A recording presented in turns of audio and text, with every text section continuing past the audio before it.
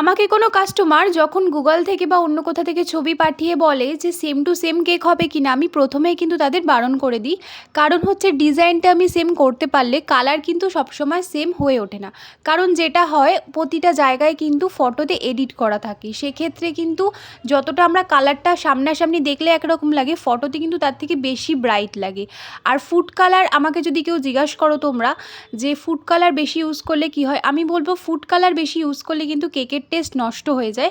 এটা কিন্তু তোমাদের অনেকেরই অজানা, তাই আমি তোমাদেরকে এটা বলতে চাই যে ফুড কালার যখনই আমরা কেকের মধ্যে ইউজ করছি ক্রিমের মধ্যে, ততক্ষণে কিন্তু ক্রিমটা একটু তিতকুটে ভাব চলে আসে। সেই জন্য বলবো তোমরা কেকের টেস্ট ভালো রাখতে গেলে ফুড কালার একদম অল্প দেওয়ার চেষ্টা করো। সেকেন্ড যে গাড়ির কেকটা করেছি তোমরা দেখতে পেলে, ওখানে আমি টুথপিক ইউজ করেছি গাড়ির নিচে নিচে, যাতে কিন্তু কেকটা ভালোভাবে সেট হয়, মানে কোনো জায়গায় ডেলিভারির সময় যেন গাড়িগুলো নড়ে না যায়। তো কেকগুলো তোমাদের কেমন লাগলো অবশ্যই জানিও, ভালো লাগলে লাইক করে দিও। টাটা।